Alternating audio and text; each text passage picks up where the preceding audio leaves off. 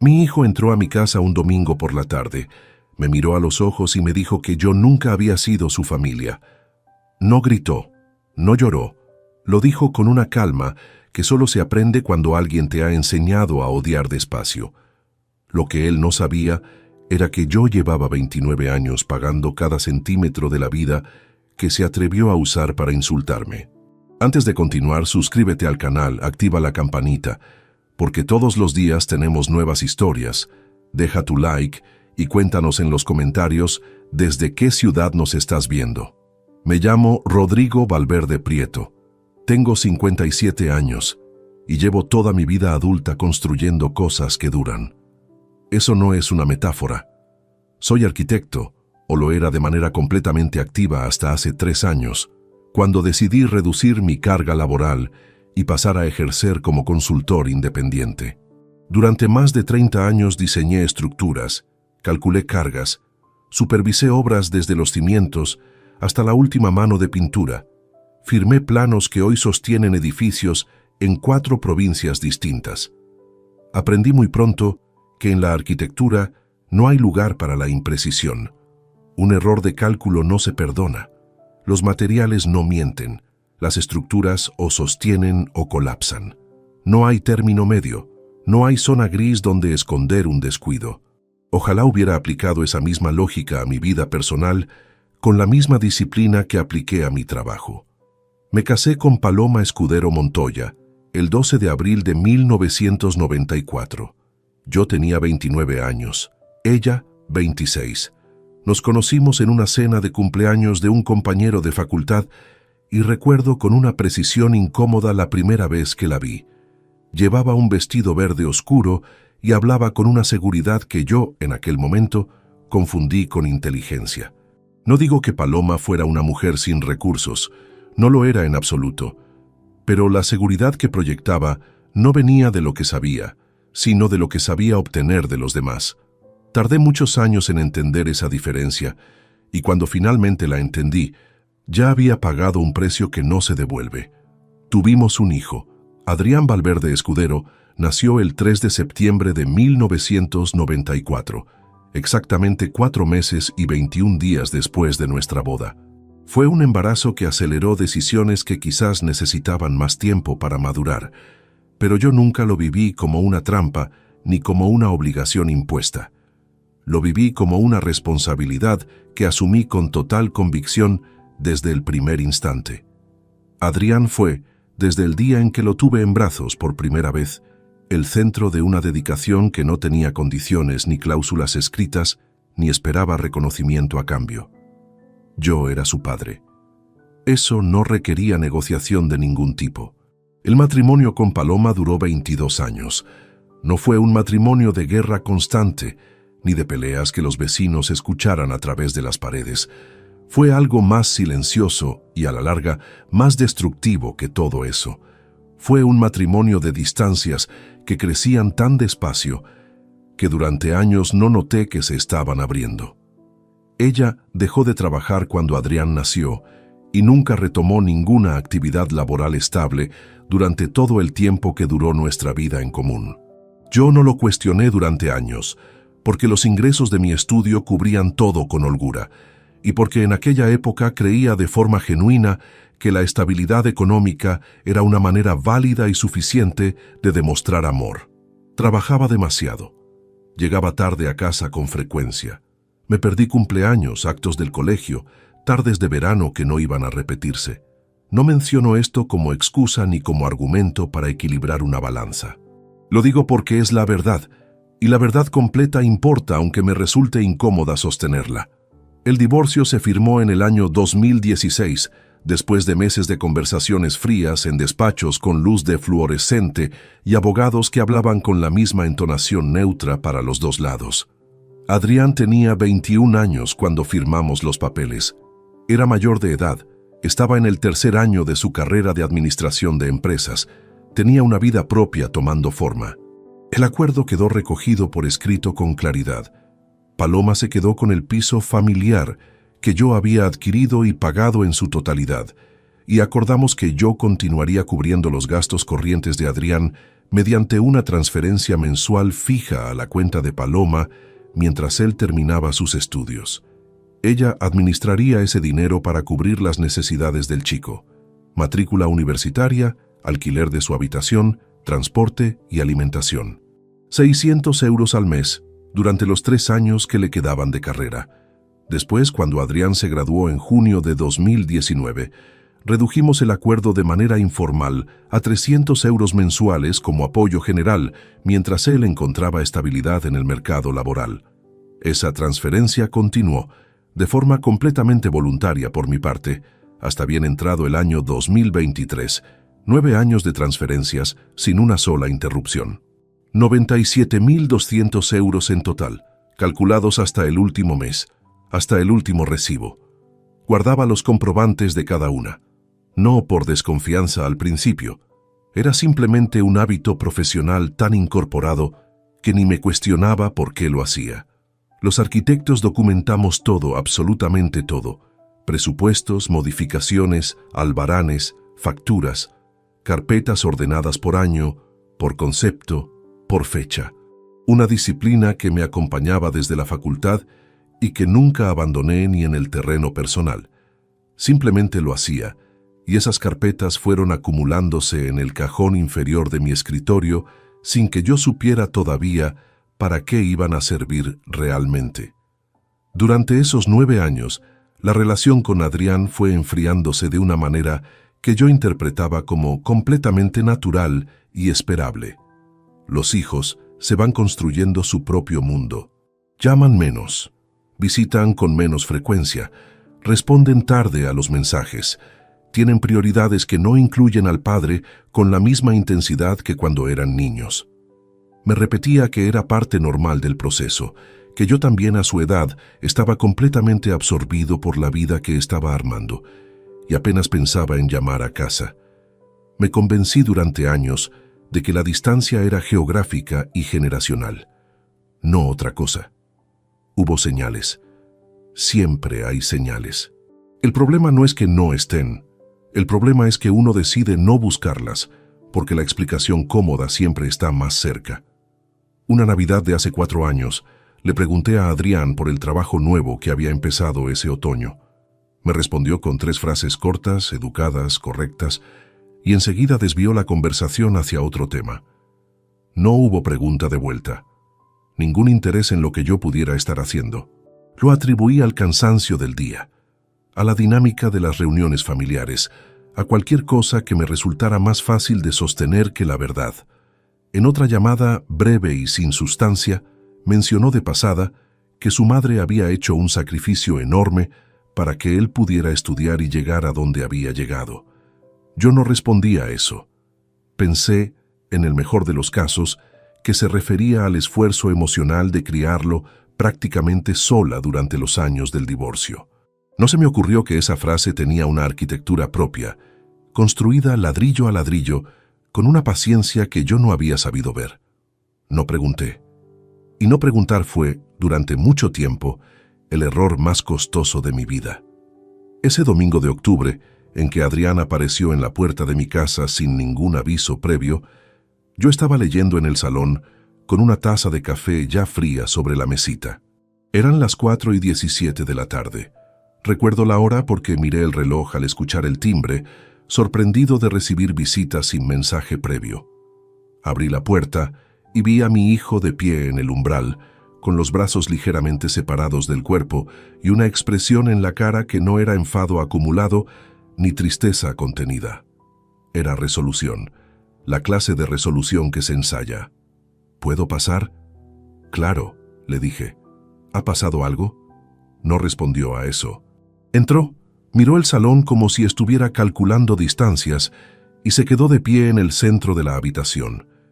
Yo me acerqué dispuesto a ofrecerle café, a preguntarle si quería sentarse, y entonces me lo dijo, sin preámbulo, sin construcción, como quien suelta algo que lleva demasiado tiempo cargando. No eres mi familia, nunca lo fuiste. El aire entre nosotros quedó inmóvil. No sé cuántos segundos pasaron después de que Adrián pronunció esas palabras. Podrían haber sido 3, podrían haber sido 10.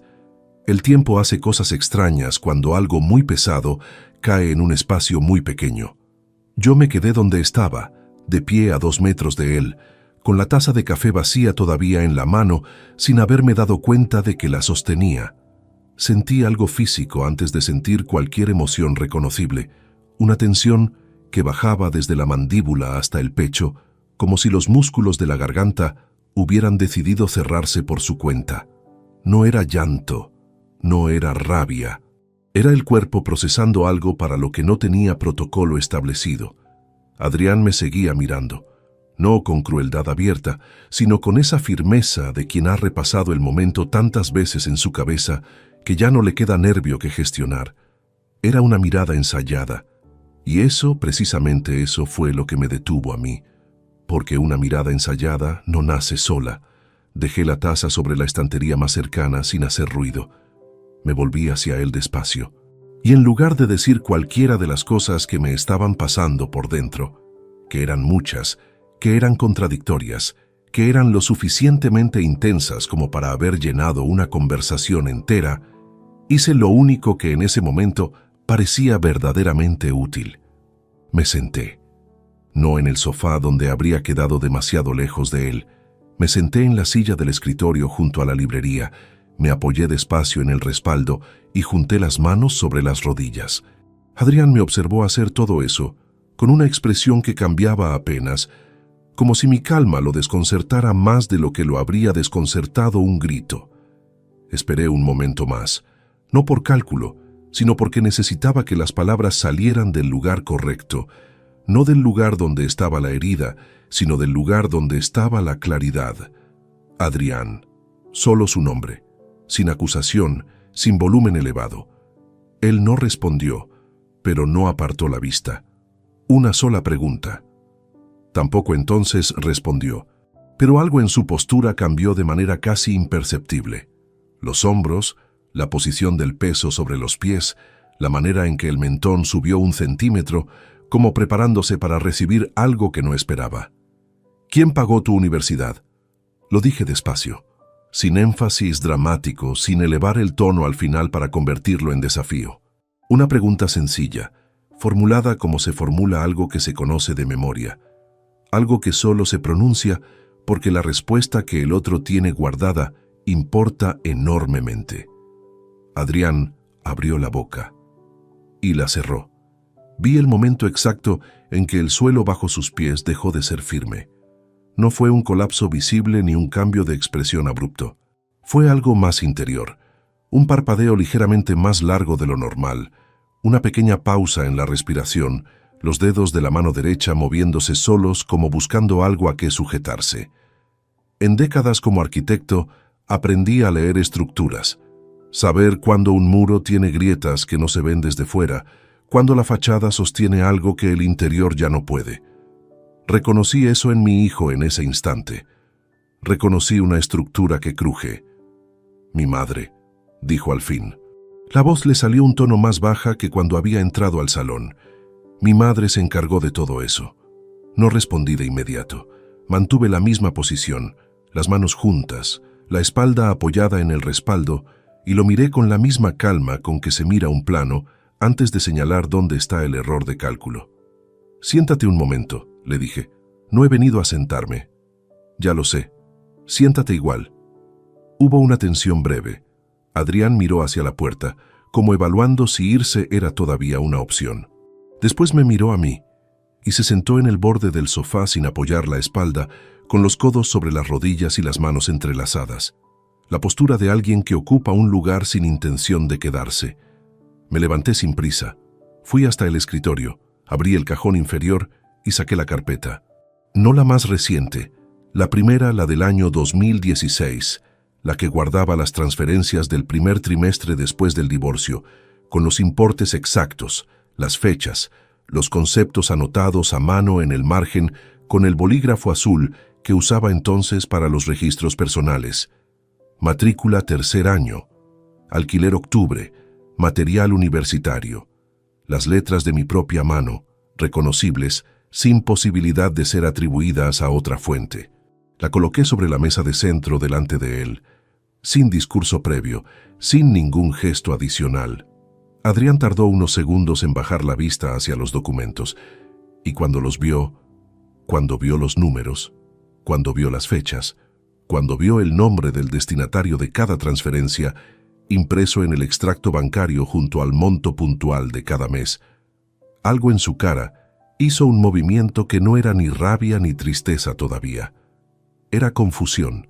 La clase de confusión que duele porque te señala que una versión entera de la realidad podría no ser lo que creías desde siempre. Esto es de 2016, dijo. Miraba los papeles, pero me lo decía a mí. El primer año, 600 euros mensuales durante 12 meses. Puedo mostrarte los años siguientes si los necesitas. Están en el mismo cajón, todos ordenados. Adrián levantó la vista del documento y me miró. Y por primera vez desde que había entrado a mi casa esa tarde, la resolución ensayada que traía en la cara se había disuelto por completo. Lo que quedaba debajo era algo mucho más joven, mucho menos construido, mucho más parecido al chico que yo recordaba antes de que toda esta distancia se instalara entre nosotros como un mueble que nadie recuerda haber colocado. No dije nada más. No hacía falta en ese momento. Los documentos hablaban solos con la paciencia silenciosa de las cosas que llevan años esperando ser leídas por la persona correcta. Lo observé desde la silla, mientras él pasaba una página, después otra más, y el silencio en ese salón tenía una naturaleza completamente diferente al silencio que había traído consigo al entrar. Antes era el silencio de alguien que ha tomado una decisión. Ahora era el silencio de alguien que está descubriendo que esa decisión estaba construida sobre información que nunca le había pertenecido del todo. Afuera, en la calle, un coche pasó despacio. El sol de octubre entraba por la ventana en un ángulo bajo que alargaba las sombras sobre el suelo de madera. La tarde seguía siendo completamente ordinaria en todo, excepto en lo que estaba ocurriendo dentro de esas 4 paredes. Adrián cerró la carpeta. No la apartó de golpe. La cerró con cuidado, como si de repente le importara tratar con delicadeza algo que 5 minutos antes no sabía que existía. La dejó sobre la mesa con las 2 manos apoyadas encima y se quedó mirándola en silencio durante varios segundos. Cuando habló, la voz le salió con una textura distinta, sin la temperatura calculada con que había entrado. ¿Cuánto tiempo llevas guardando esto? Desde el principio, respondí. Desde la primera transferencia. No añadí nada más. Había una sola verdad encima de esa mesa y necesitaba espacio para posarse, para que él la examinara con sus propias manos sin que yo estuviera empujando nada desde el otro lado. Hubo una pausa larga. Adrián no volvió a mirarme de inmediato. Miró la carpeta, miró sus propias manos encima de ella y después desvió los ojos hacia la ventana con esa expresión de quien está haciendo cálculos que no son matemáticos, sino algo bastante más difícil y bastante más doloroso que eso. Yo lo dejé hacer. Porque hay cuentas que necesitan tiempo para cerrarse, y la prisa en ese tipo de cuentas no cambia el resultado. Solo cambia quién se siente responsable de él. Adrián se levantó del sofá sin anunciarlo. No fue un movimiento brusco ni teatral. Se levantó despacio, como quien ha permanecido sentado demasiado tiempo y los músculos piden movimiento sin que la mente lo haya decidido todavía. Caminó hasta la ventana y se quedó de espaldas a mí, mirando la calle. Desde donde yo estaba podía ver la tensión en sus hombros, la forma en que los omóplatos se contraían ligeramente, como si quisieran proteger algo que aún no sabía nombrar.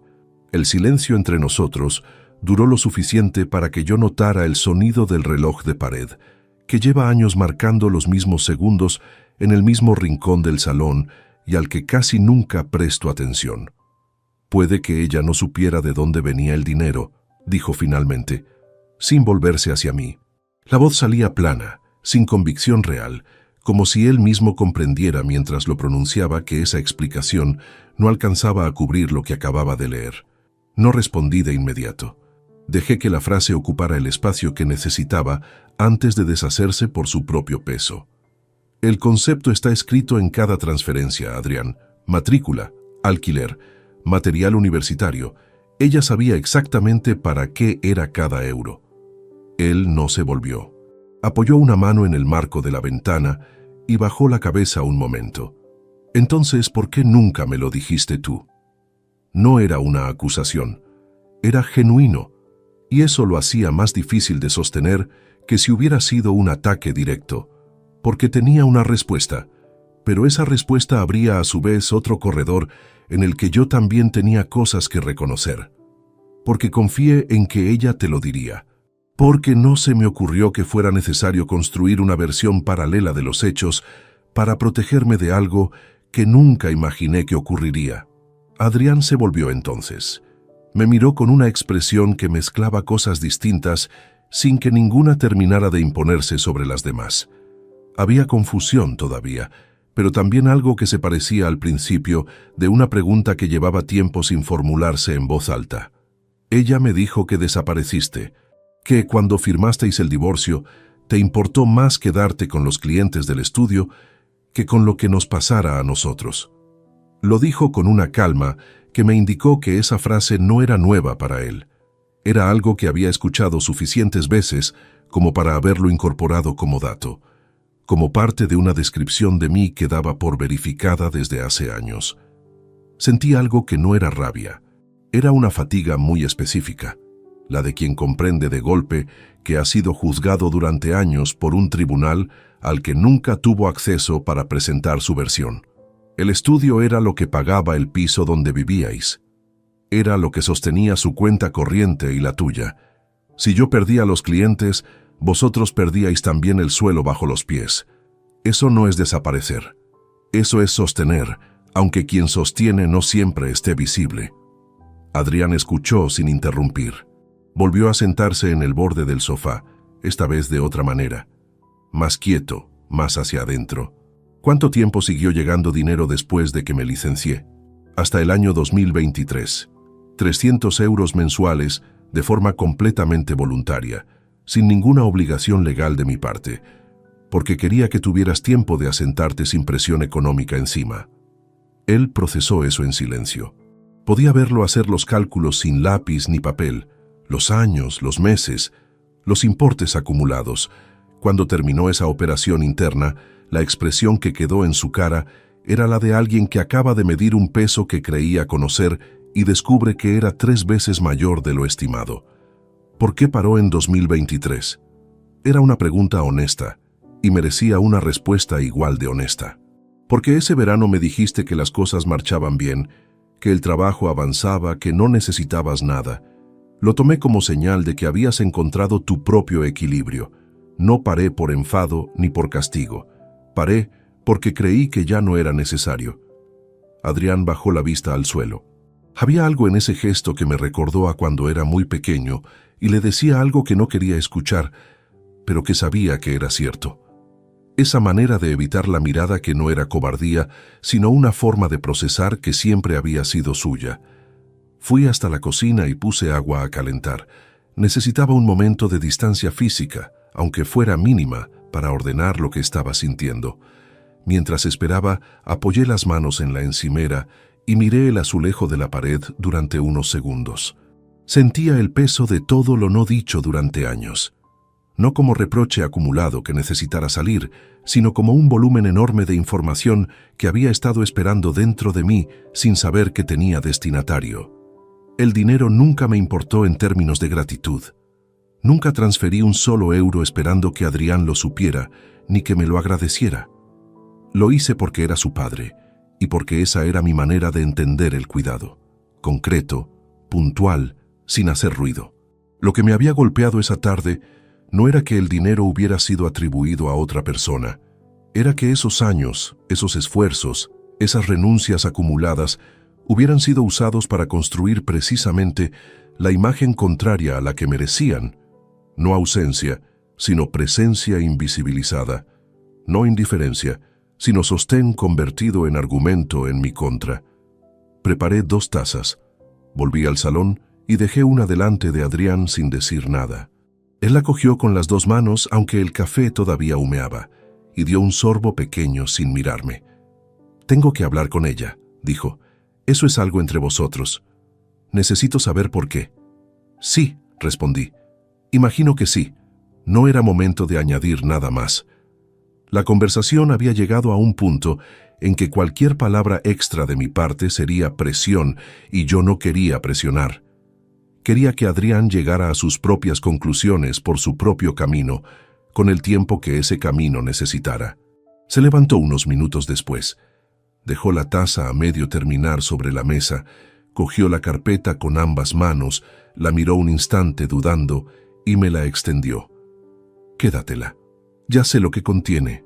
Puedes llevártela si la necesitas. La dejó de nuevo sobre la mesa, esta vez con más decisión, como si sostenerla demasiado tiempo fuera una carga para la que todavía no estaba preparado. Caminó hacia la puerta, se detuvo un momento con la mano en el pomo sin volverse y salió. Escuché sus pasos en el rellano, el ascensor llegando, las puertas cerrándose. Después silencio. Me quedé sentado con mi taza entre las manos durante un tiempo que no me di. La tarde había perdido la luz dorada del comienzo, y el salón tenía ahora esa tonalidad grisácea de las horas previas al anochecer, que siempre me ha parecido la más honesta del día, sin el entusiasmo de la mañana ni la resignación completa de la noche, solo una claridad fría y pareja que no embellece ni distorsiona nada. Pensé en los 22 años de matrimonio, en los 9 de transferencias posteriores, en el hijo que había entrado por esa puerta con una sentencia construida por otra persona y se había ido con una carpeta de documentos que lo obligaba a replantear todo lo que creía saber. Y pensé también en todo lo que yo todavía no sabía, porque lo que Adrián me había dicho esa tarde era solo la superficie visible de algo mucho más elaborado. La punta de una construcción que llevaba años levantándose en silencio, ladrillo a ladrillo, en una obra a la que yo nunca había sido invitado. Esa noche, todavía no tenía la dimensión completa de lo que había debajo. Eso estaba por llegar. La noche del domingo la pasé completamente despierto. No fue una decisión consciente. Me senté en el escritorio después de que Adrián se marchara. Encendí la lámpara de trabajo y comencé a revisar las carpetas una por una, con la misma metodología con que revisaba un expediente técnico antes de presentarlo. Desde el principio, sin saltarme ninguna página, sin dar nada por verificado de antemano. Llevaba 2 horas con los documentos extendidos sobre la mesa cuando comprendí que no estaba buscando nada en concreto. No necesitaba confirmar los números, esos los sabía de memoria. Lo que estaba haciendo era otra cosa. Estaba reconstruyendo una línea temporal con elementos que siempre había tenido por separado y que esa tarde habían empezado a pedir ser colocados en el mismo plano. La primera transferencia la hice el 3 de noviembre de 2016. 600 euros a la cuenta de Paloma, con el concepto anotado a mano. Gastos académicos y mantenimiento, Adrián, noviembre. Recuerdo esa fecha porque coincidió con la semana en que firmé el contrato de arrendamiento de mi piso actual. El primero que tuve solo en 20 años, con habitaciones que tardé meses en amueblar porque no terminaba de saber qué necesitaba realmente un hombre de 51 años viviendo por primera vez sin su familia dentro de casa. Organizar esas transferencias me proporcionaba algo que no supe nombrar hasta mucho después. Era una continuidad, una manera de seguir siendo útil de forma concreta en la vida de mi hijo, aunque la estructura doméstica de nuestra familia hubiera cambiado por completo. No lo hacía para que Adrián lo supiera, ni para que Paloma me lo reconociera. Lo hacía porque el dinero es la forma más silenciosa de estar presente, cuando la presencia física ya no es bienvenida del mismo modo. Eso lo creía entonces.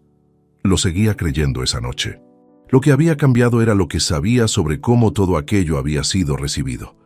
Cerré la carpeta de 2016 y abrí la de 2017. El mismo importe, los mismos conceptos, 12 transferencias exactas y puntuales el primer día hábil de cada mes. Recordé el octubre de ese año, el mes en que la caldera del despacho se averió y el presupuesto de reparación llegó a 2.300 euros que no tenía disponibles sin tocar el fondo reservado para las transferencias. Pedí un adelanto sobre un proyecto que aún no había facturado. algo que detestaba hacer porque comprometía mi posición con el cliente. Lo gestioné sin comentarlo con nadie. La transferencia de noviembre salió puntual como siempre. Adrián nunca supo que ese mes hubo un adelanto incómodo. ¿Por qué habría de saberlo? Era información que no le incumbía y que yo no tenía ningún interés en convertir en argumento. Simplemente lo resolví y continué adelante. Pasé al año 2018. Fue ahí, revisando esa carpeta, cuando encontré algo que había guardado junto a los extractos sin recordar haberlo archivado. Una nota escrita a mano en un papel de cuaderno, con mi letra de entonces, que decía: llamar a Adrián. Cumpleaños 3 septiembre. Enviar algo. Debajo, con tinta diferente y en una fecha que no había llegado a anotar, solo 2 palabras. No contestó. Lo sostuve entre los dedos un momento. Tenía 23 años ese septiembre.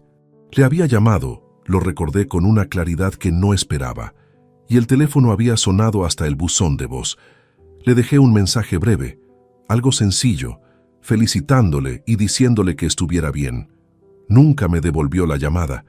Lo atribuí a la agenda de un chico joven, al ritmo de una vida que ya no giraba alrededor de los mismos ejes que la mía.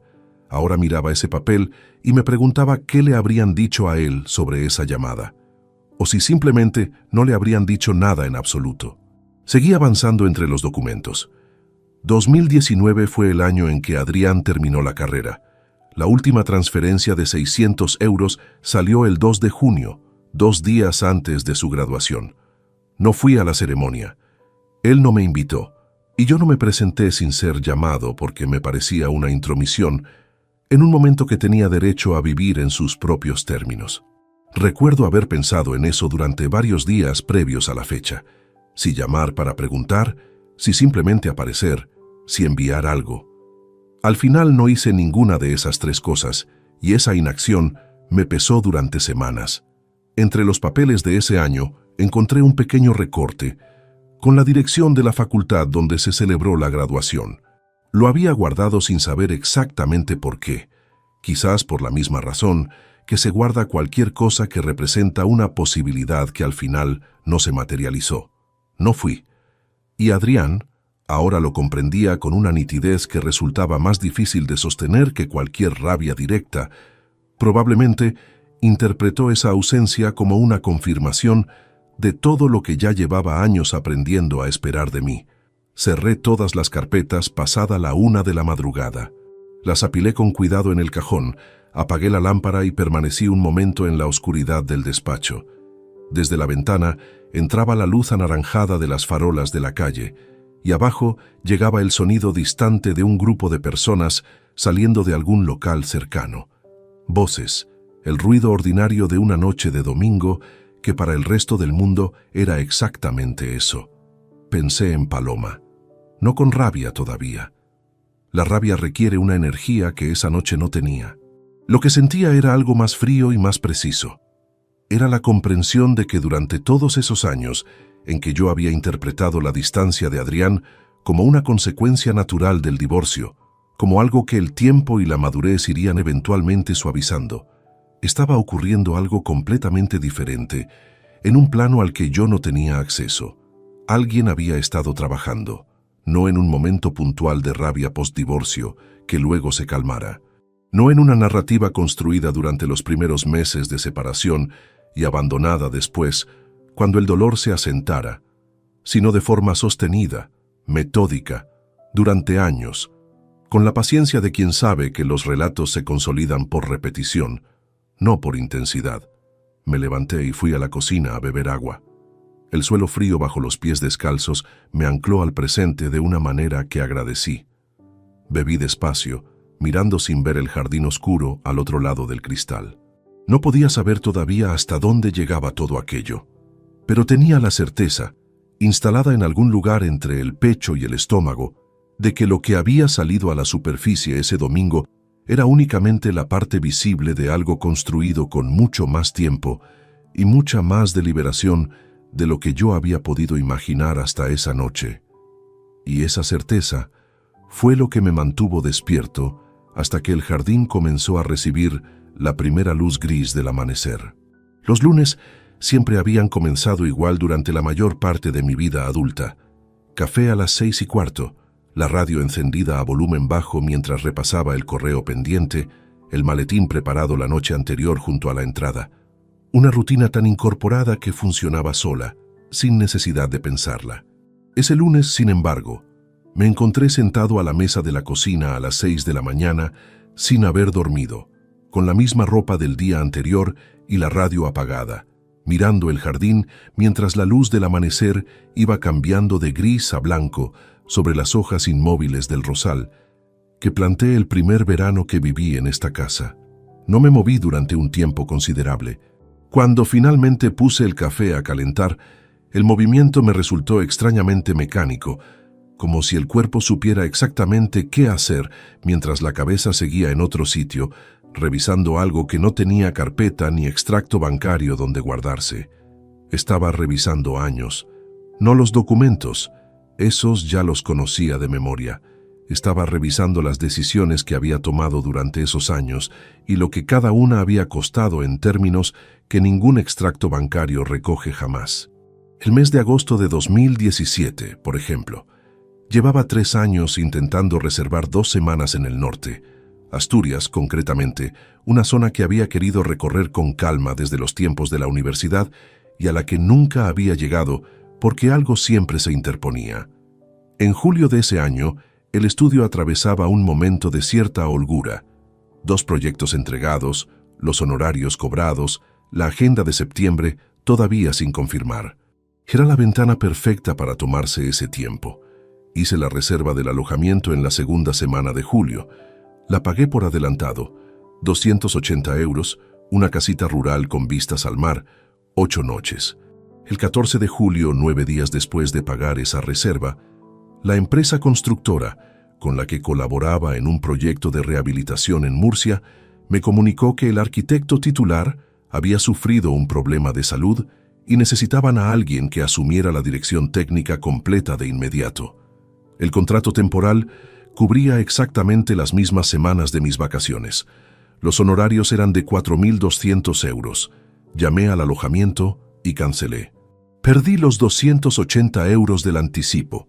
Firmé el contrato con la constructora y pasé agosto entre Murcia y el despacho, revisando planos bajo un calor que a mediados del mes superaba los 38 grados dentro de las naves en construcción.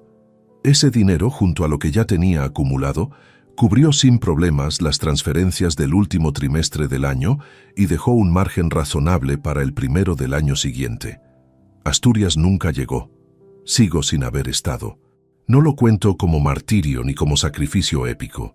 Lo cuento porque es representativo de una forma de tomar decisiones que se repitió durante casi una década con variantes distintas, pero la misma lógica de fondo. Primero la estabilidad del fondo para las transferencias, después cualquier otra cosa. No era una obligación impuesta desde fuera, era una prioridad que yo había establecido de forma completamente voluntaria, y a la que me mantuve fiel con una constancia que, vista desde esa mañana de lunes, me resultaba al mismo tiempo completamente comprensible y profundamente agotadora de sostener en retrospectiva. Hubo otros meses complicados. Febrero de 2020 llegó con 3 presupuestos rechazados seguidos y una factura de mantenimiento del despacho que no esperaba. El fondo que mantenía para las transferencias tenía entonces reservas suficientes para 4 meses sin ingresos extraordinarios, pero la coincidencia de gastos imprevistos me obligó a revisar otras partidas. Reduje mi propio gasto en todo lo que pude reducir sin que afectara al funcionamiento del trabajo. Sin cenas fuera, sin ningún gasto que no fuera estrictamente necesario durante 6 semanas. Fueron 6 semanas grises y disciplinadas, que no le contaron nada a nadie, porque no había nada dramático que contar. Simplemente era la gestión ordinaria de una persona que había tomado compromisos y los sostenía con los recursos disponibles. La transferencia de febrero salió el primer día hábil del mes, puntual como siempre. Me pregunto si Adrián siquiera reparaba en esa regularidad. Si alguna vez pensó en quién estaba detrás de ese dinero que llegaba cada mes con la misma exactitud, o si simplemente era parte del paisaje, algo que existía como existe la electricidad, presente, funcional, invisible hasta que falta. Probablemente lo segundo. Y eso no era culpa suya. Tenía 25 años en ese febrero, su propia vida construyéndose, sus propias preocupaciones. Nadie a esa edad examina el origen de lo que da por garantizado. Yo tampoco lo habría hecho. El problema no era Adrián. El problema era lo que alguien había construido alrededor de ese dinero invisible. Terminé el café y me duché. Mientras el agua caliente me devolvía algo de presencia física, empecé a ordenar mentalmente lo que tenía y lo que me faltaba. Tenía los documentos bancarios, prueba irrefutable del origen de los fondos. Tenía la certeza de que Paloma había administrado ese dinero presentándolo al hijo como propio. Tenía la conversación del domingo, que me había demostrado que la versión de Adrián sobre mí estaba construida sobre una base de información deliberadamente alterada. Lo que no tenía era la dimensión completa de esa alteración, porque lo que Adrián me había dicho el domingo, que yo nunca había sido su familia, que había desaparecido tras el divorcio, no era el tipo de conclusión a la que llega un hijo a partir de una sola omisión, que era el resultado de una narrativa acumulada, de frases repetidas en momentos específicos durante años, de interpretaciones de hechos reales presentadas siempre desde el mismo ángulo. ¿Cuántos momentos? ¿Con qué palabras exactas? ¿En qué contextos había Paloma elegido reforzar esa imagen? No lo sabía, y no saberlo me resultaba más incómodo que cualquier certeza dolorosa, porque la incertidumbre no tiene borde donde apoyarse. Salí de la ducha, me vestí y fui al despacho. Tenía una reunión de consultoría a las 10 con un cliente en el centro, un proyecto de reforma menor, nada urgente, y decidí que ir era exactamente lo que necesitaba. No por distracción, sino porque el trabajo siempre me había proporcionado una estructura cuando lo demás se volvía demasiado amorfo para manejarlo directamente. Antes de salir, sin embargo, me detuve un momento frente al cajón inferior del escritorio. Lo abrí.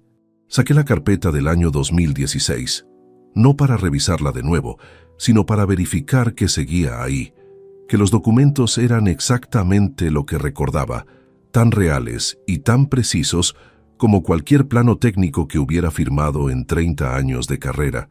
Los papeles no mienten, las fechas no se negocian, los importes no dependen de la memoria de nadie. Cerré el cajón. Esa tarde, al volver de la reunión, tomé una decisión que no había planeado conscientemente, pero que llegó con la claridad de las cosas que llevan tiempo madurando sin que uno les preste atención deliberada. Necesitaba saber con exactitud qué le habían contado a mi hijo sobre mí, no por venganza. Esa palabra no me cabía todavía en ningún lugar útil de la cabeza, sino porque entender la arquitectura completa de algo es el único punto de partida desde el que se puede tomar una decisión verdaderamente informada sobre qué hacer con ello. Y yo, en 30 años de profesión, nunca había firmado un solo plano sin entender primero la estructura completa del edificio. No iba a empezar ahora. El martes transcurrió con una superficie de normalidad que yo mismo me encargué de mantener. Respondí correos, revisé un presupuesto pendiente, llamé a un proveedor con quien llevaba semanas postergando una conversación técnica sobre materiales. Hice todo eso con la misma atención de siempre, porque el trabajo nunca me había pedido permiso para existir, ni yo se lo pedía a él. Pero debajo de esa normalidad funcional, había algo que no se apagaba con la actividad cotidiana. Una especie de foco quieto y persistente, como la luz piloto de un equipo que sigue encendido aunque nadie lo esté usando. Adrián no llamó, tampoco lo esperaba. Necesitaba tiempo para procesar lo que había visto en esa carpeta, para hablar con Paloma, para reordenar una versión de los hechos que llevaba años considerando inamovible. Ese proceso no se completa en 48 horas, y yo no tenía ningún interés en acelerarlo con una llamada que pudiera parecer presión. Pero mientras esperaba, yo también estaba haciendo algo. El miércoles por la noche, después de cenar, abrí el teléfono y entré en la conversación de WhatsApp que tenía con Adrián. Era una conversación larga en términos de tiempo, desde el año 2016, cuando él abrió su primera cuenta de este tipo, pero escasa en contenido real. Mensajes breves, espaciados, la mayoría de iniciativa mía. Felicitaciones de cumpleaños con respuesta de 1 o 2 líneas. Alguna pregunta sobre el trabajo respondida con evasivas amables. Algún mensaje mío sin respuesta, marcado como leído. Lo leí de principio a fin esa noche. Me llevó más de 1 hora. Y lo que encontré no fue ninguna evidencia dramática ni ninguna frase que funcionara como prueba directa de nada. Encontré algo más sutil y, a la larga, más revelador. Un patrón. Cada vez que yo mencionaba algo concreto relacionado con el dinero o el apoyo económico, aunque fuera de forma indirecta, aunque fuera simplemente para preguntar cómo iba el alquiler o si la matrícula del siguiente curso ya estaba cubierta, la respuesta de Adrián llegaba tarde, era mínima, y cambiaba de tema inmediatamente. Sin agradecimiento, sin reconocimiento, sin ninguna alusión que sugiriera que sabía de dónde venían esos recursos. En cambio, cuando en alguna ocasión yo preguntaba cómo estaba su madre, la respuesta era siempre ligeramente más extensa. No efusiva, pero más elaborada. Como si ese terreno fuera más cómodo, más familiar, más seguro. Un mensaje de octubre de 2020 me detuvo más tiempo que los demás. Yo le había escrito para felicitarle por un ascenso en el trabajo que había mencionado de pasadas semanas antes.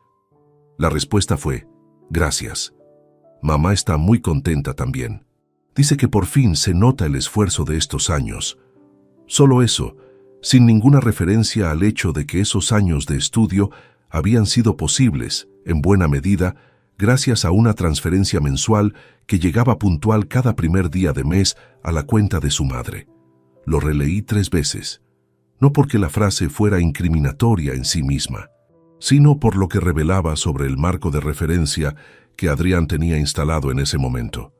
El esfuerzo de estos años era un esfuerzo que él asociaba directamente con su madre. El origen de ese esfuerzo, quien lo había hecho económicamente posible, era un dato que simplemente no existía en su mapa. Guardé el teléfono y permanecí un momento con los codos sobre la mesa, mirando el espacio vacío frente a mí. Fui al dormitorio y abrí el armario donde guardaba las cosas que no tienen lugar fijo, pero tampoco se tiran. Manuales de electrodomésticos ya descatalogados, cables de dispositivos que ya no existen, documentos que alguna vez parecieron importantes y que nadie termina de archivar en ningún sitio definitivo. En la segunda balda, detrás de una caja de herramientas pequeñas, encontré lo que estaba buscando sin saber exactamente que lo buscaba hasta que lo tuve delante. Un teléfono viejo.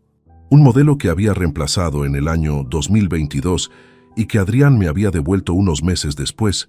Él lo había usado temporalmente mientras el suyo estaba en reparación. Me lo había dejado en una bolsa de papel junto a la puerta en una de las escasas visitas de ese periodo, sin comentario adicional, porque en ese tiempo nuestros intercambios tenían esa naturaleza, funcionales, breves, sin capas. Lo enchufé a un cargador. Tardó varios minutos en reactivarse. La pantalla mostró el fondo de escritorio que Adrián tenía entonces, una fotografía de montaña que no reconocí, y un aviso de batería al 16%. No era mi teléfono. No tenía contraseña porque Adrián lo había dejado desbloqueado cuando me lo devolvió, probablemente pensando que yo lo formatearía para venderlo o simplemente lo tiraría.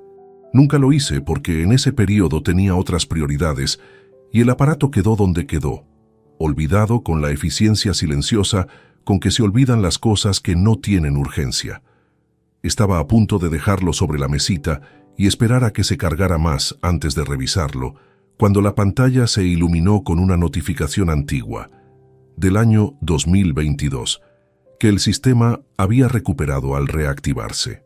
Era un fragmento de mensaje de una conversación entre Adrián y un contacto guardado simplemente como mamá. Solo alcancé a leer la primera línea antes de que la pantalla se bloqueara por inactividad. Pero esa primera línea fue suficiente para cambiar completamente la temperatura de lo que estaba haciendo. No era una frase de conversación cotidiana, era una instrucción, breve, directa, formulada con la naturalidad de quien da una indicación que ya ha dado antes en otros términos, y simplemente la repite con nuevas palabras. El teléfono se bloqueó. Me quedé de pie junto al armario, con el aparato en la mano, sintiendo el peso de ese rectángulo de plástico y metal, como si de repente midiera algo completamente diferente a sus gramos reales. Porque si había una frase así en ese hilo de conversación, podía haber más. Podía haber meses de ellas. Podía haber guardado en ese dispositivo que Adrián había olvidado por completo al devolverme exactamente lo que yo necesitaba para entender la arquitectura completa de lo que se había construido contra mí durante todos esos años. Apoyé el teléfono sobre la mesita de noche, conectado al cargador, y me senté en el borde de la cama. Afuera llovía, un sonido continuo y parejo sobre los cristales, sin truenos, sin viento. Solo esa presencia quieta del agua cayendo en la oscuridad. Lo escuché durante un buen rato sin moverme. Mañana, con el teléfono cargado y la cabeza descansada, leería todo. Pero esa noche ya sabía que lo que encontraría al otro lado de esa pantalla no iba a ser cómodo de leer. Y también sabía que necesitaba leerlo igualmente. El jueves amaneció con una luz fría y blanca que entraba horizontal por la ventana del dormitorio. Me desperté antes de que sonara el despertador, algo que casi nunca ocurre, y lo primero que vi al abrir los ojos fue el teléfono de Adrián sobre la mesita, con la pantalla apagada y el indicador de carga en verde. 100%. Había cargado durante la noche mientras yo dormía, esperando con la paciencia indiferente de los objetos que no saben lo que contienen. Me levanté, fui a la cocina, puse el café. No lo bebí inmediatamente. Volví al dormitorio, cogí el teléfono y me senté en el sillón del rincón, el que uso para leer cuando no quiero estar en el escritorio, con los pies descalzos sobre la alfombra y la luz del amanecer llegando desde la ventana en un ángulo que lo iluminaba todo con esa claridad sin sombras de primera hora. Abrí el hilo de mensajes entre Adrián y el contacto guardado como mamá. El hilo comenzaba en el año 2018, que era probablemente cuando Adrián había estrenado ese teléfono. 4 años de conversaciones. Desplacé hacia arriba para empezar desde el principio. Los primeros meses eran conversaciones ordinarias, logística cotidiana, preguntas sobre la comida, comentarios sobre el tiempo, algún recordatorio de citas médicas. Nada que no fuera el intercambio habitual entre una madre y un hijo adulto que vive fuera.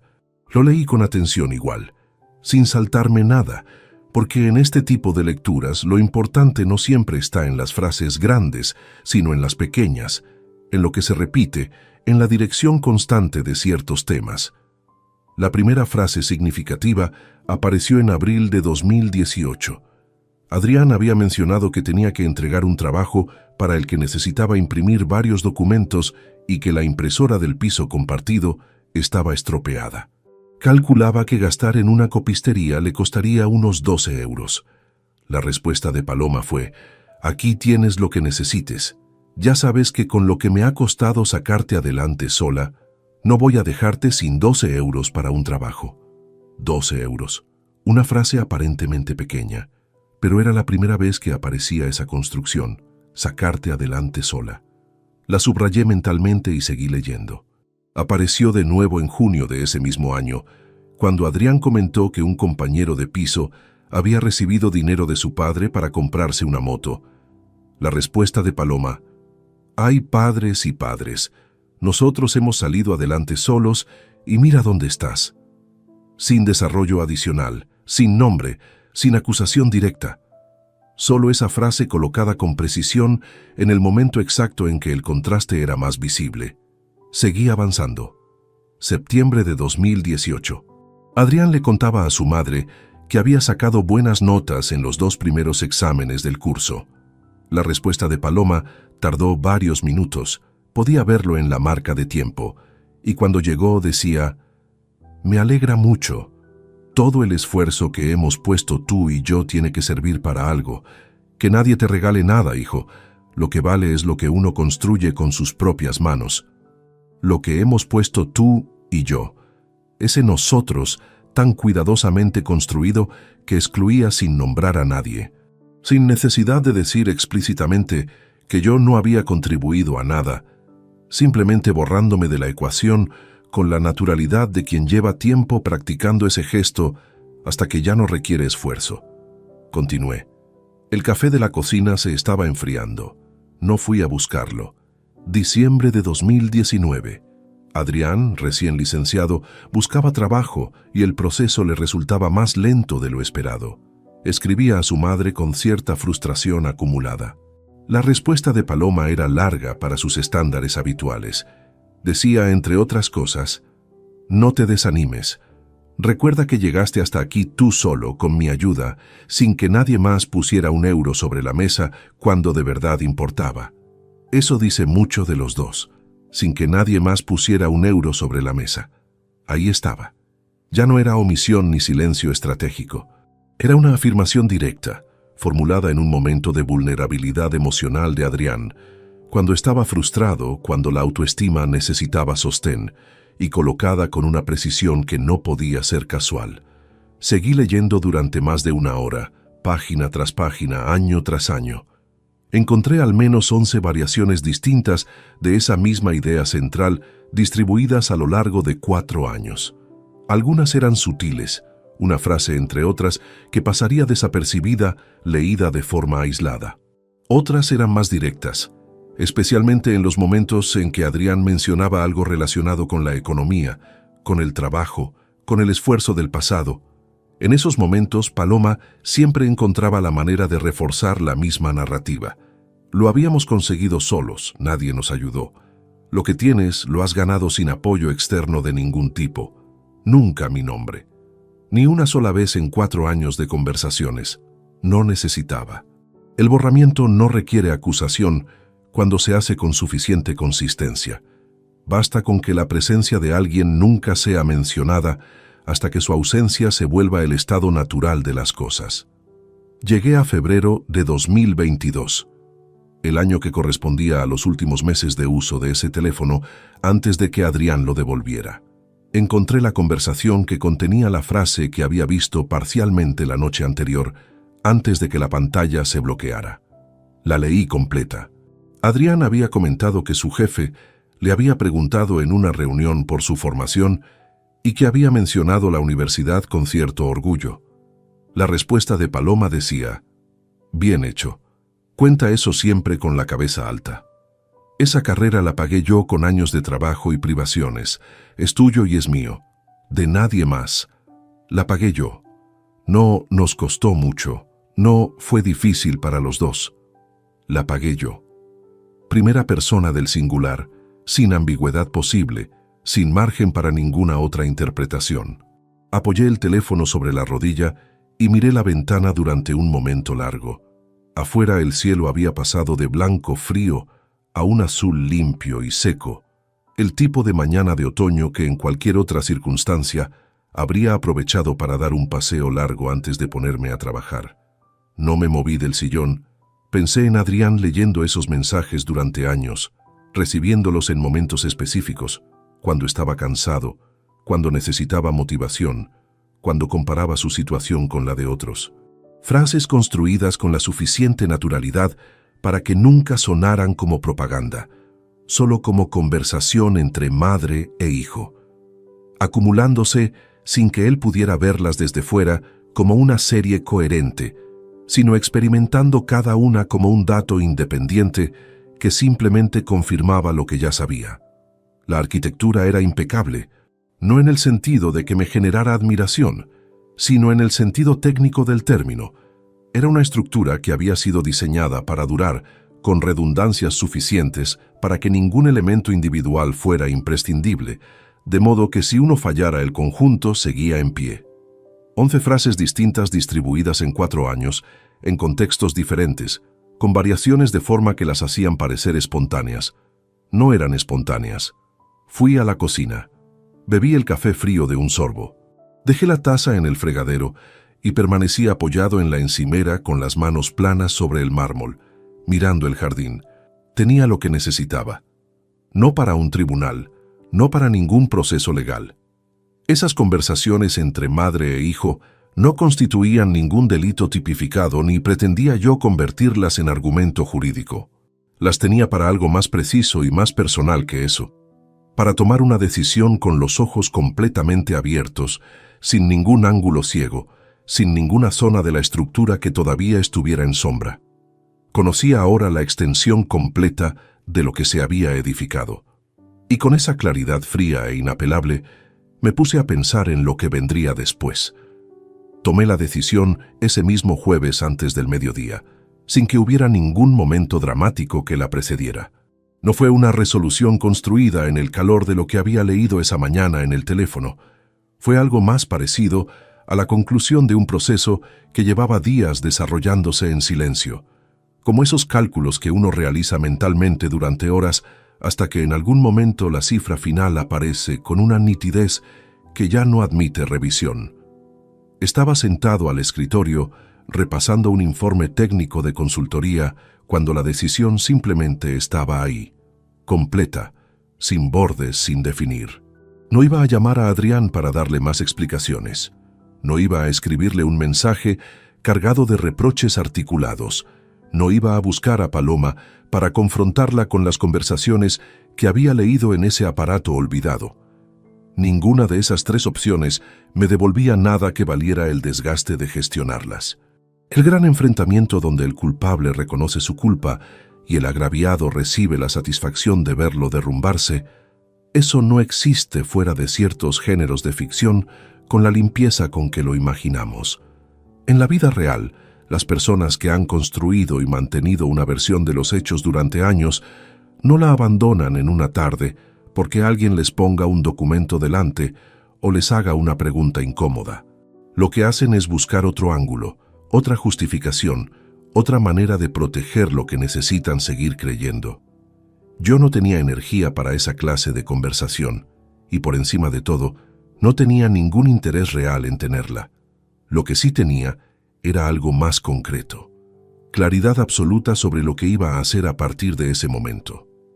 El viernes por la mañana llamé al despacho de Bernardo Castellanos Reina. Bernardo tenía 62 años y llevaba más de 3 décadas ejerciendo la abogacía en la ciudad con una reputación construida sobre la discreción y la precisión técnica, no sobre la visibilidad. Había sido el letrado que gestionó mi divorcio 8 años atrás, con una competencia que me evitó varios frentes innecesarios.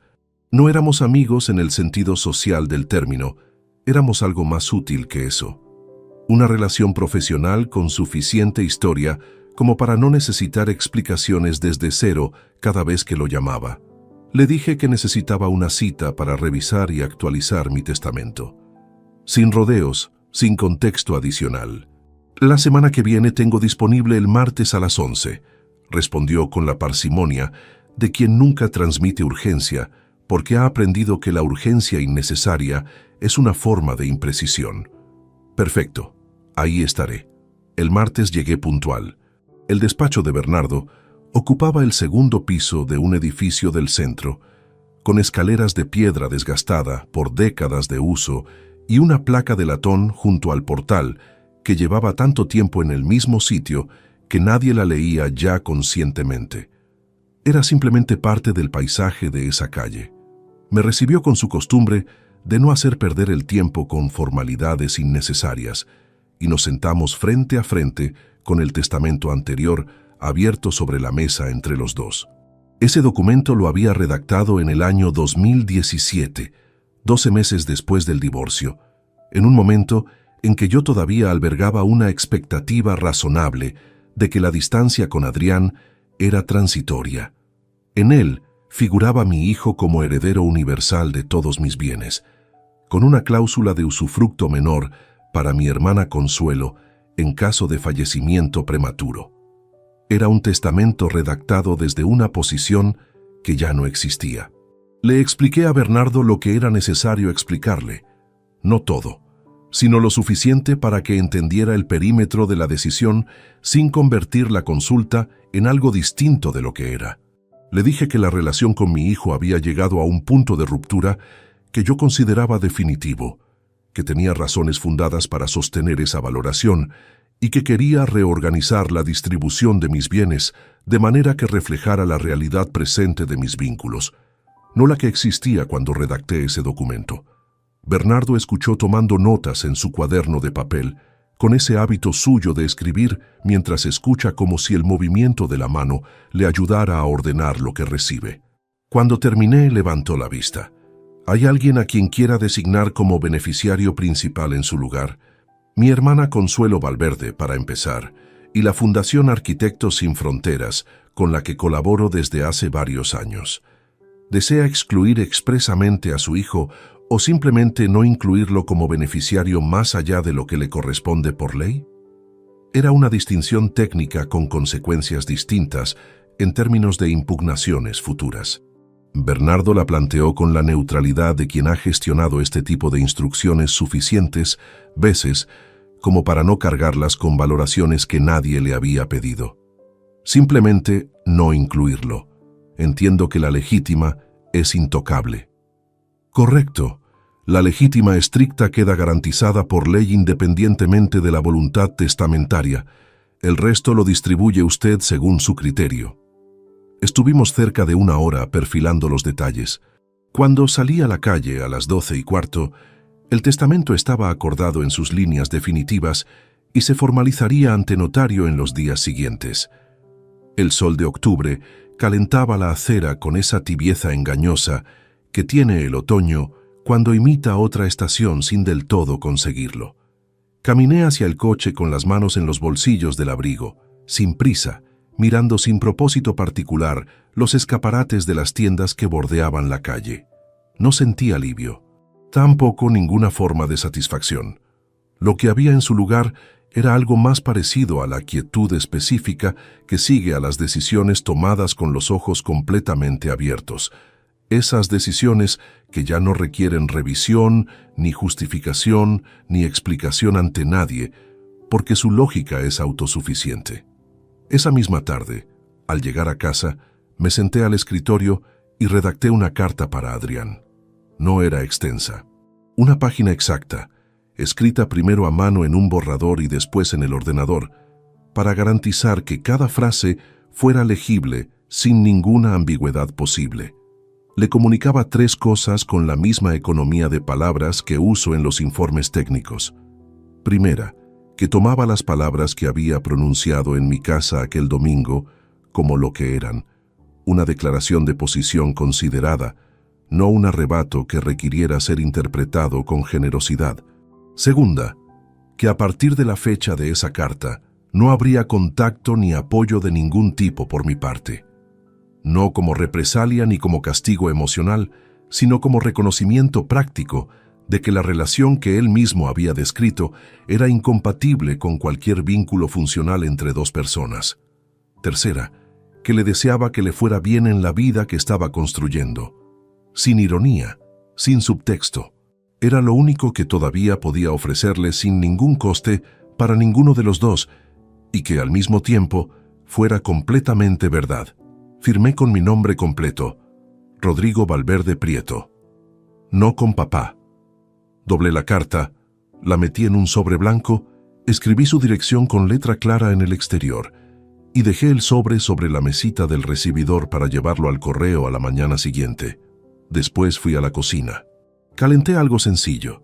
Comí de pie junto a la ventana mirando el jardín que a esa hora ya estaba completamente en sombra y terminé la noche antes de las 10 con la misma rutina de siempre.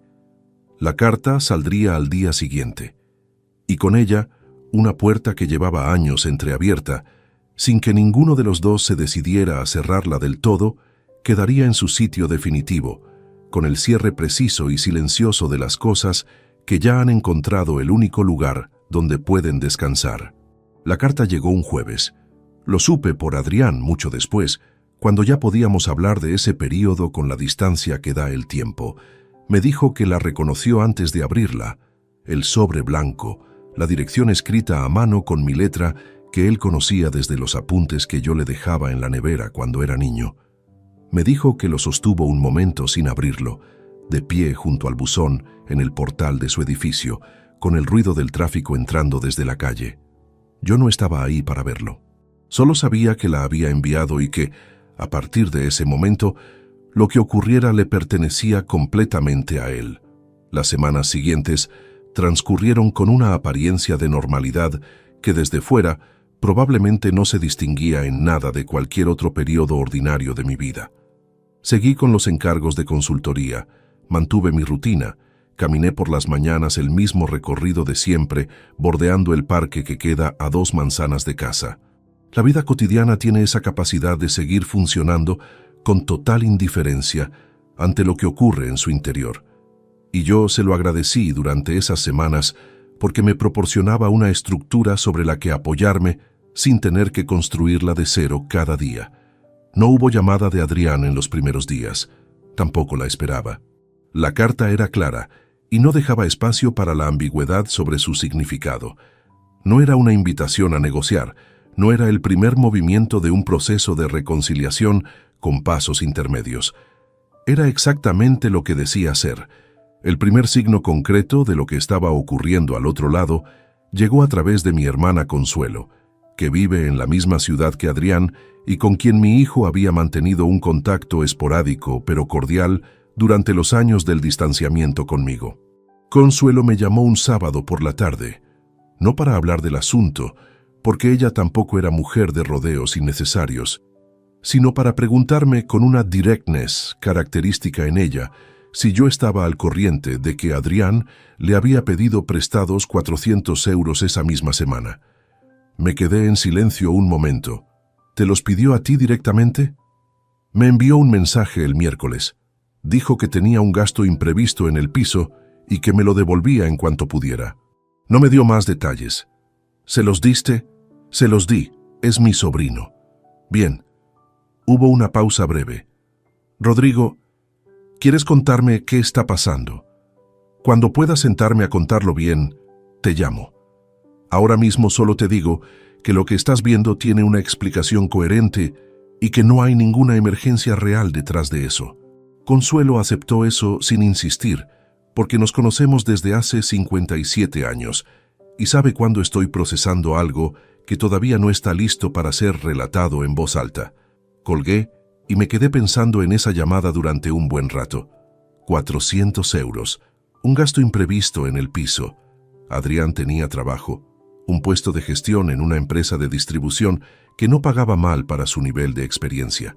No era un salario holgado, pero era suficiente para cubrir los gastos ordinarios de un hombre de 29 años con un alquiler moderado. La cuestión no era que no llegara a fin de mes en términos absolutos.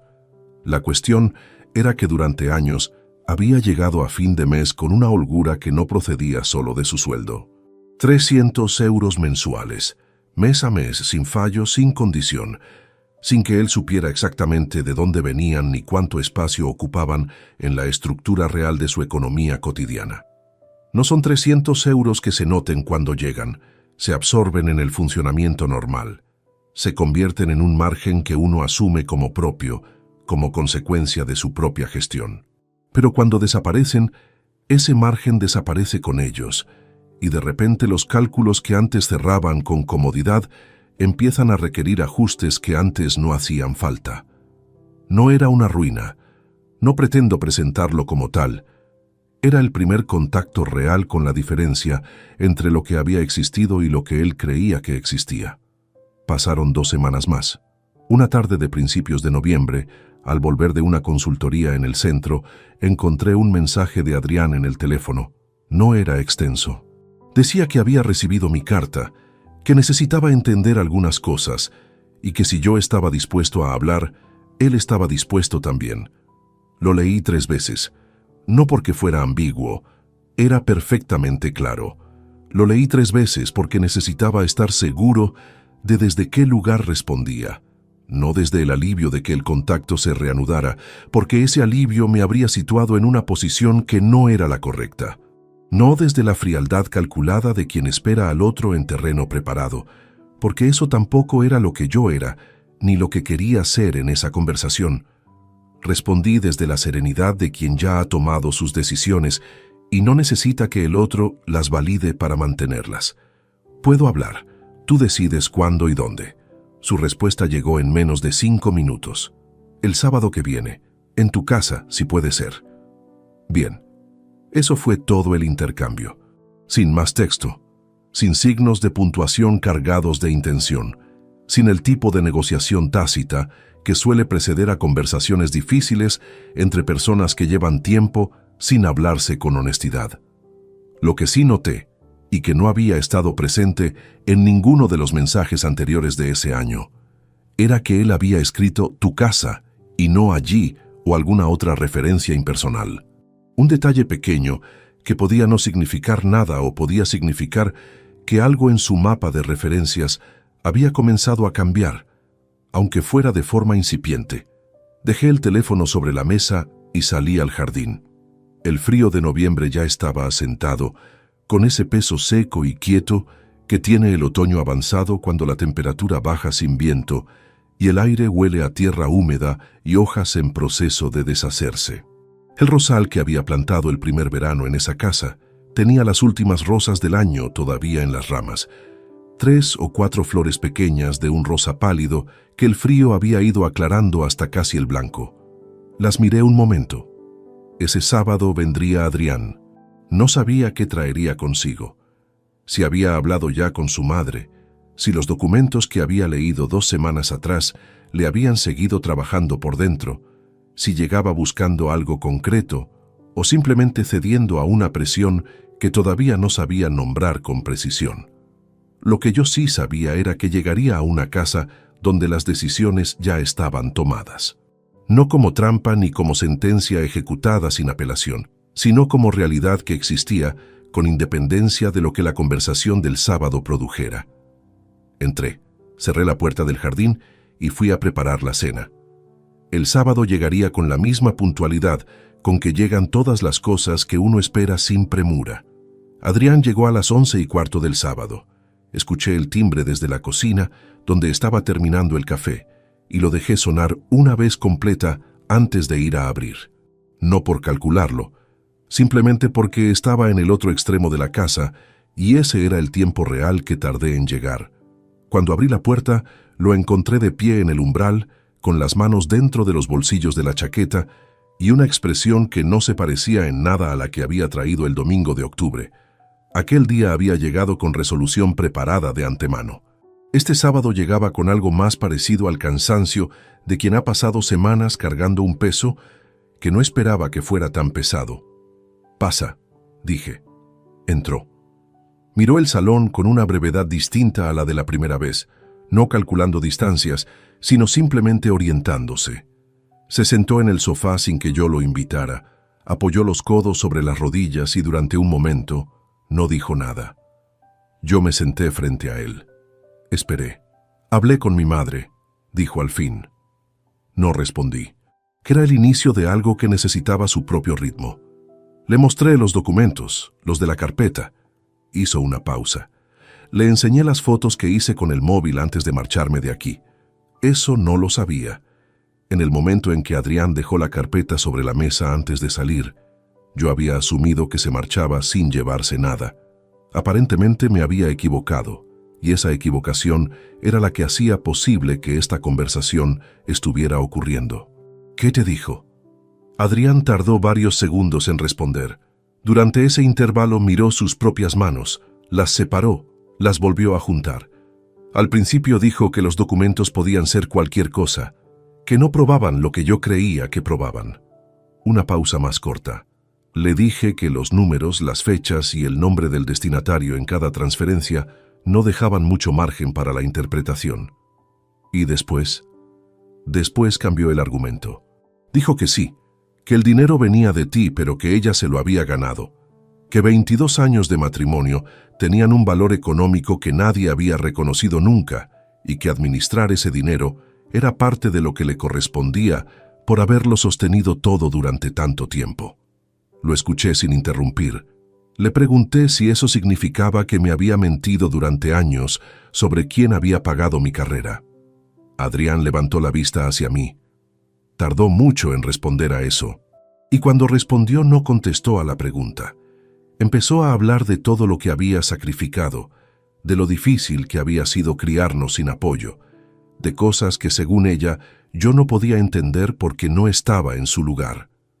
¿Le preguntaste por los mensajes? Adrián frunció ligeramente el ceño. ¿Qué mensajes? Ahí tuve que tomar una decisión rápida. Le expliqué con brevedad lo del teléfono, que lo había guardado sin formatear, que al recargarlo había encontrado la conversación entre ellos, que lo había leído. No me disculpé por haberlo hecho, ni lo presenté como algo que requiriera justificación. Era un teléfono mío que él me había devuelto desbloqueado, y lo que encontré dentro era información que existía con independencia de cómo yo hubiera llegado a ella. Adrián me escuchó con una expresión que no era enfado. Era algo más complicado que eso. ¿Cuánto leíste? Todo lo que había. 4 años de conversaciones. Asintió despacio. No preguntó qué había encontrado. Creo que ya lo sabía, al menos en sus líneas generales, porque él también había estado en ese hilo, y las frases de su madre estaban también en su propia memoria, aunque quizás nunca las había leído desde fuera, en serie, como parte de un patrón con principio y continuidad. Tiene una respuesta para todo, dijo, no como defensa de Paloma, sino como constatación de algo que había descubierto al intentar sostener esa conversación con ella. Cada vez que yo señalaba algo concreto, ella lo rodeaba con otra cosa, y el foco cambiaba. Al final de la conversación, yo tenía la sensación de que habíamos hablado durante 2 horas sin que ninguna de las 2 cosas concretas que yo había ido a preguntarle hubiera recibido una respuesta directa. Sí, dije, eso tiene mucho tiempo de práctica detrás. Hubo un silencio que no era incómodo. Era el tipo de silencio que ocupa el espacio entre 2 personas cuando han llegado a un punto en que ya no hace falta gestionar cada pausa con palabras. Adrián se recostó ligeramente en el respaldo del sofá. Por primera vez desde que había entrado dejó de ocupar el borde, dejó de tener esa postura de alguien a punto de levantarse en cualquier momento. Quiero preguntarte algo, dijo. Adelante. La carta. Hizo una pausa medida. ¿Es definitiva? No respondí de inmediato. No porque dudara de la respuesta, sino porque quería que llegara desde el lugar exacto, sin más ni menos peso del que realmente tenía. Sí. Adrián lo recibió sin reacción visible. Asintió una vez, muy levemente, como quien confirma algo que ya había asumido pero necesitaba escuchar dicho en voz alta para poder colocarlo correctamente. Ni siquiera como punto de partida para algo distinto. Lo que escribí en esa carta no es un punto de partida para nada. Es una descripción de cómo están las cosas. No lo escribí en un momento de rabia ni como estrategia para forzar ningún resultado. Lo escribí cuando ya tenía todo el cuadro completo delante y podía ver con claridad qué era sostenible y qué no lo era. Y yo no soy sostenible. No era una pregunta en el sentido pleno del término. Era una frase que Adrián pronunció con la voz completamente plana, mirando un punto fijo entre los dos, y que sonó más como alguien que lee en voz alta algo que acaba de entender que como alguien que espera ser contradicho. No es eso, respondí. No se trata de lo que tú eres. Se trata de lo que dijiste en esta misma habitación hace 3 semanas. No lo dijiste sin saber lo que decías. No lo dijiste en el peor momento de una discusión donde ambos nos hubiéramos excedido. Lo dijiste con calma, de pie en el centro de este salón con las palabras ordenadas. Eso fue una decisión, y las decisiones tienen consecuencias que no se negocian. Adrián guardó silencio durante un tiempo largo. Afuera, en la calle, llegaba el sonido habitual de un sábado de mañana. Alguien arrastrando un carrito de la compra sobre el adoquín, una conversación entre vecinos que subía desde el portal, el motor de un coche arrancando. La vida completamente ordinaria de una ciudad que no sabía ni le importaba lo que estaba ocurriendo en ese salón. No supe que eras tú, dijo al fin Adrián. La voz le había cambiado de textura. Más joven de repente, más despojada de cualquier construcción. Todo ese tiempo no supe que eras tú. Ya lo sé. Eso no cambia nada para ti. Cambia lo que pienso de ti, respondí. No cambia lo que ya está decidido. Adrián asintió de nuevo. Se levantó del sofá sin brusquedad, fue hasta la ventana y estuvo un momento mirando el jardín con las manos dentro de los bolsillos. El rosal seguía ahí, ya sin las últimas flores de noviembre, solo las ramas desnudas y los espinos que quedaban cuando todo lo demás había terminado su ciclo. ¿Puedo seguir llamándote?, preguntó sin volverse.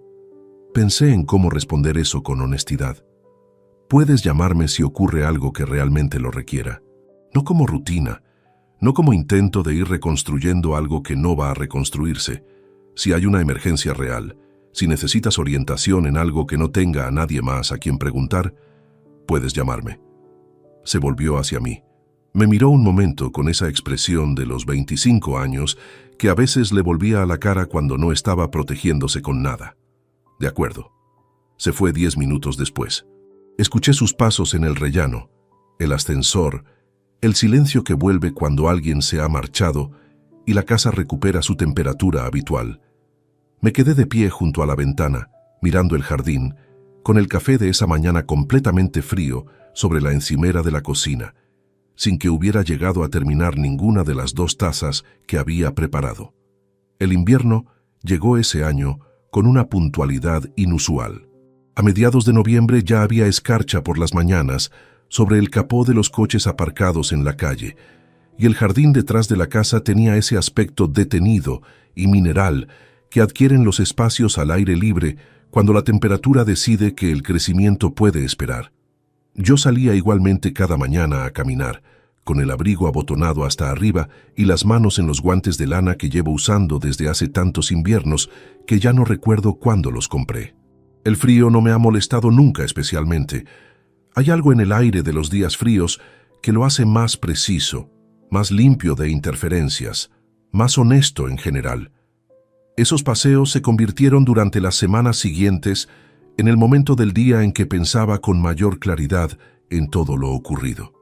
No en el sentido de rumiar. No hay nada más improductivo que darle vueltas sin fin a lo que ya está resuelto. Lo hacía de otra manera, más parecida a la revisión final de un proyecto terminado. Recorrerlo una última vez para verificar que todo está en su sitio, que no hay ningún cabo sin atar, ningún detalle que haya quedado sin el tratamiento que merecía.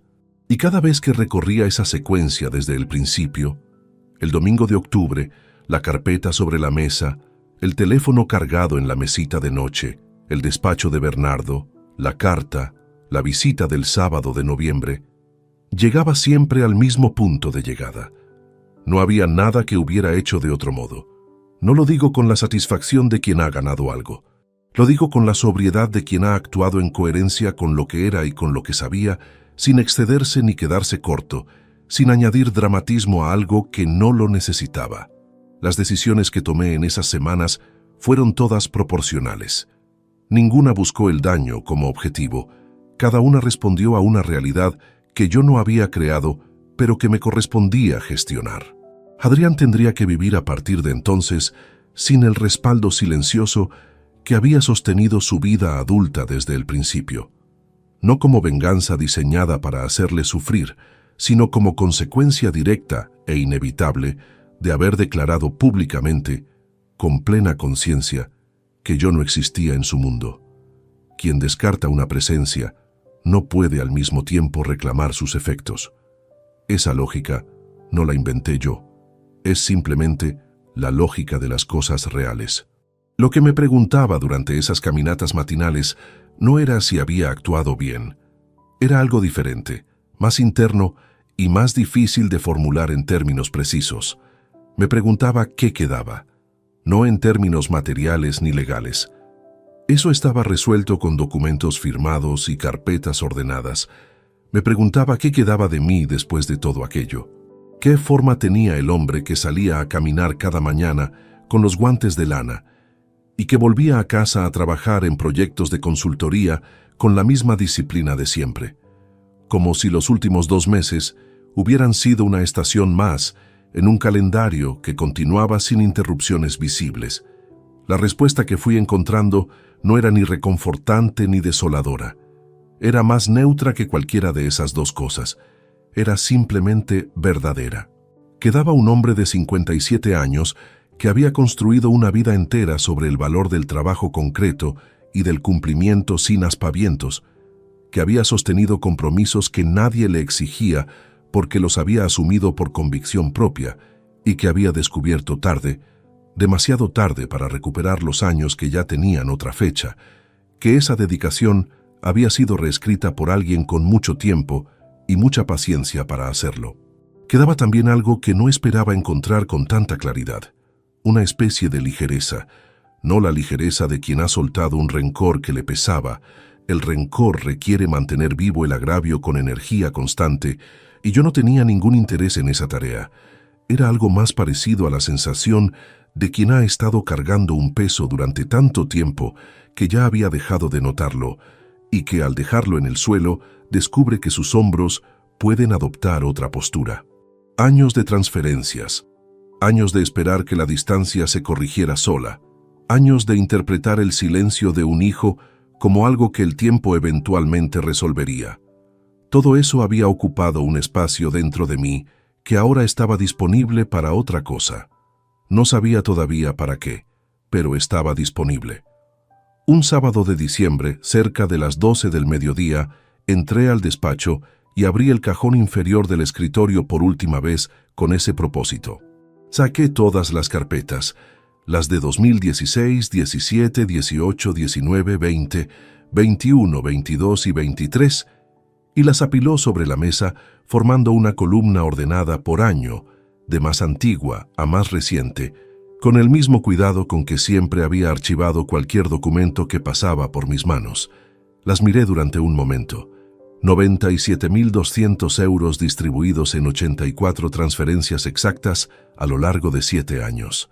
Cada una con su fecha, su importe, su concepto. Una contabilidad impecable de algo que nadie más que yo iba a leer nunca, porque la única persona a quien correspondía leerla ya lo había hecho y había tomado a partir de ahí las decisiones que le pertenecían. No rompí los documentos, no los tiré. Eso habría sido un gesto y yo ya no necesitaba gestos. Los gestos son para quien todavía tiene que convencerse de algo. Los volví a meter en las carpetas, las até con el cordón de archivo que siempre usaba para los expedientes cerrados y las guardé en el cajón con la misma precisión de siempre. Empujé el cajón hasta el fondo. Escuché el clic del cierre y no lo volví a abrir. Lo que vino después fue distinto, no transformado de manera dramática, no irreconocible. Simplemente distinto, con esa diferencia sutil que tienen las habitaciones cuando se abre una ventana que llevaba mucho tiempo cerrada. El espacio es el mismo, la luz cambia. Retomé el proyecto de Asturias, no como símbolo de nada, simplemente como algo pendiente que merecía existir.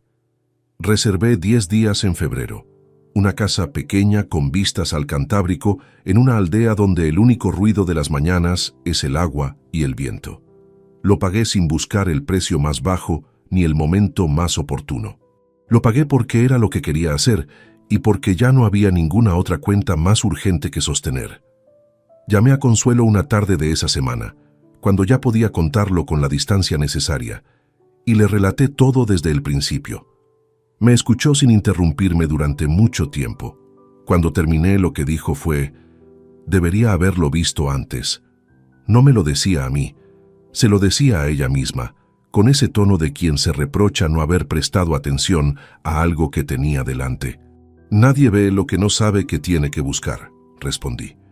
Eso también era verdad, y era la última cosa verdadera que necesitaba reconocer para que el cuadro estuviera completo. Adrián no llamó en los meses siguientes, ni por emergencia ni por ninguna otra razón. No sé lo que estaba construyendo en ese periodo, qué ajustes estaba haciendo, qué conversaciones internas estaba teniendo con todo lo que había descubierto. Ese proceso le pertenecía, y yo no tenía ningún lugar en él que no hubiera sido ya el que ocupé.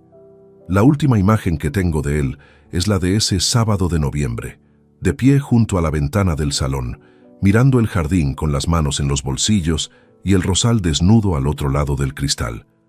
No es una imagen de derrota ni de triunfo, es simplemente un hombre joven mirando un jardín en invierno, tratando de entender algo que lleva mucho tiempo creciendo sin que él lo supiera.